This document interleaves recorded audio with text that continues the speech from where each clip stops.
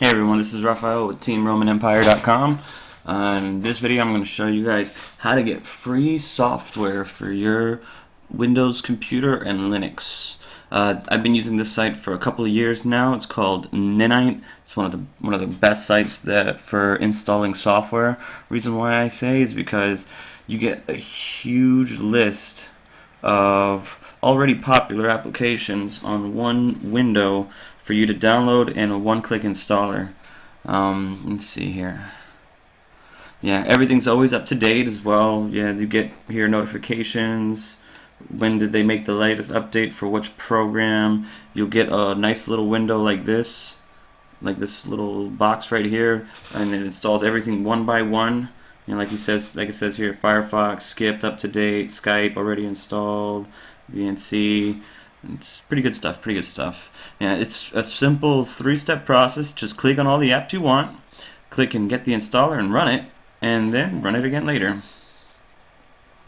So right here, we got here for web browsers, we got all the three major browsers, Chrome, Opera, and Firefox. You can select more than one if you want all three browsers. It's your choice. You choose if you want to do that or not. You also have here security, which is anti-malware, software, pretty much everything that makes your computer run slow and act stupid. Yeah, you got here from Microsoft Essentials, Avast, AVG, Malwarebytes, Adware, which actually I downloaded this one last night. Great stuff. I was using the Essentials, but still, Essentials wasn't good enough. A whole bunch of viruses still kept coming inside my machine, but the Adware actually got rid of everything, so now I don't have all those pesky advertisements in my web browsing. Spybot 2, great stuff. Avira and super anti-spyware. In security, I'm very fond of Malwarebytes and AVG. I switched AVG to Essentials, didn't like it. AVG was actually better, and now I switched from Essentials to Adware, which is actually great in my opinion. Got rid of all the weird problems that my machine was having. Good stuff. Would recommend it to anyone.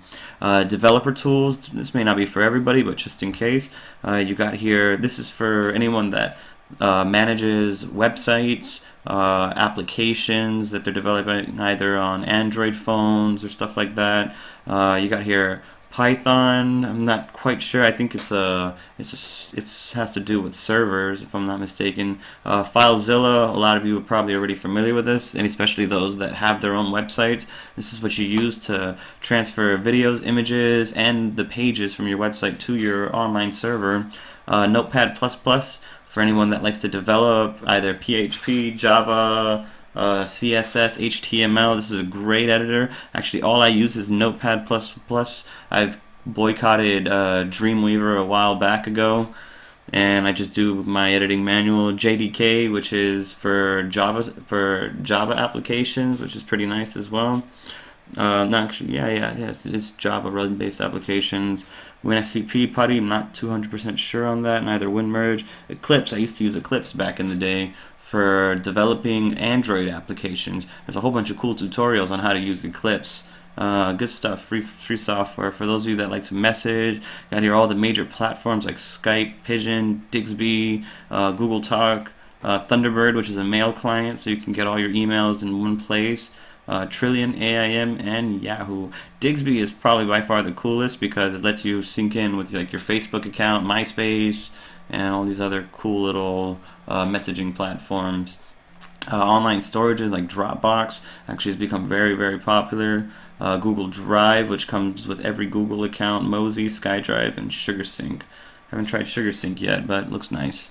Media, for all of you that like to watch videos, listen to music, you got here your basics like iTunes, Hulu, VLC media player, which is probably, in my opinion, the best media player.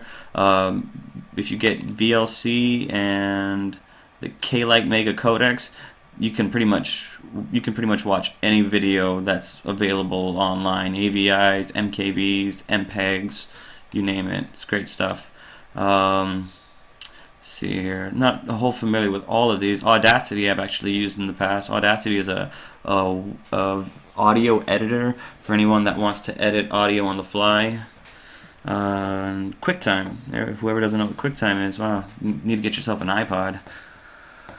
Let's see here. Runtimes, good stuff. Java, .NET, Silverlight, Air, and Shockwave. Flash used to be on this list, but I guess now a couple of there was a more extensive list back in the day. Some of those programs that I used to download here aren't available anymore, but still, the list is still growing. There's a couple of things here that wasn't here before as well. For those of you that like to share stuff online, QBitTorrent is actually really, really good. For those of you that are familiar with uTorrent, actually it got switched out for QBitTorrent recently, and Email, which I'm actually surprised that this application is still running. Haven't used Email in years. For compression, my favorite is 7-zip, as it already does everything for you, including WinRAR. WinRAR is pretty old news already, but still, for those of you that like to keep it traditional, you can just get WinRAR. It's nice stuff. Image editing, good stuff. Paint.net, Picasso, for those of you who like to organize your photos. EarthenView, if you need to resize images to fit better on your website or your social networking profiles. Other ones I'm not too familiar with it. You can experiment, download these, try, see what they're about. I always just get the same things, you know. Let me see here. This is just different type of software that may be interesting to you. Evernote and Google Earth are actually pretty popular. Steam is actually getting a lot of buzz. I haven't seen exactly what it's about, but I will look into it. It is pretty interesting. Documents, great stuff, especially for those of you that are in school doing an online business or just need to keep yourself a little organized. You got here all major platforms like Office, OpenOffice. Office is a trial version, I believe, but OpenOffice is the full version. And a couple of PDF readers and PDF creators, which is also really nice if you want to make your own ebooks and stuff like that. Utilities. This is probably my favorite section in the whole website. Teamviewer I use religiously, especially to help out friends, families, and clients. ImageBurn, which is my burning software of choice, as it can rip CDs and DVDs from their whole context, and you can make exact copies. A couple other stuff here. CD Burner XP, really good if you want to burn music. Glaries, I think this is a registry cleaner, if I'm not mistaken. And you can find a little bit of different stuff here. It's pretty nice. All you gotta simply do is just click on what it is that you want. I'm gonna actually, for demonstration purposes, I'm actually gonna get QBitTorrent since I don't have it on my machine right now. You just click the installer. You can click all of them or as many as you like. There really is no limit. What you're going to be downloading right now is an individual file. It actually tells you here what it is that you'll get on it. See, right here. And this installer includes just the QBitTorrent. I can go to change apps if this isn't what I wanted. So I'm just going to go here to retry download since it's taken forever. Yep. And all you got to do is just click on Save File.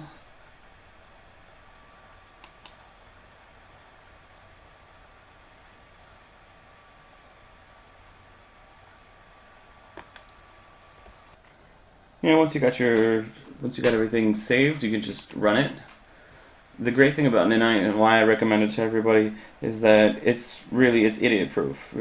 If you have no idea where to find software that you need for your computers to keep it in tip-top shape or to get your projects done, this is definitely the site to go to.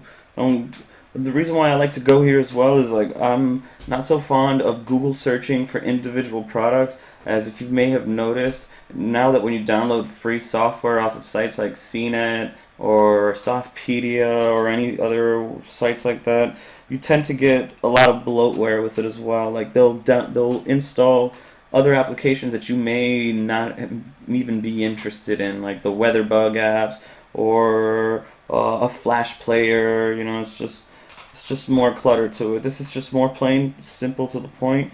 You can go here to where it says Show Details, and it'll show the details of all your applications. Right now it's downloading the software. When it finishes downloading, it will automatically install it, and all you gotta do is just look inside your All Programs file, and you'll find your new installed application here.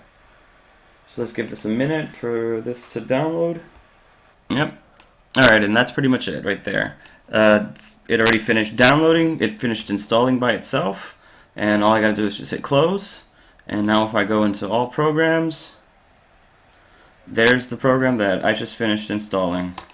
Very easy, super friendly to use. No tricks, no gimmicks. There's a section also here for Linux applications as well, for those of you that are running Linux. The list is not as extensive as the Windows app, but it really does give all the core essential apps that anyone would want on their Linux computer. But yeah, that's about all the time I got for now. This has been another Tech Tip blog from my Empower Network blog, TeamRomanEmpire.com. For those of you that are looking to make income online, with blogging or even sharing stuff like this, just please check out what my team is doing. I'll leave a description in the blog post itself.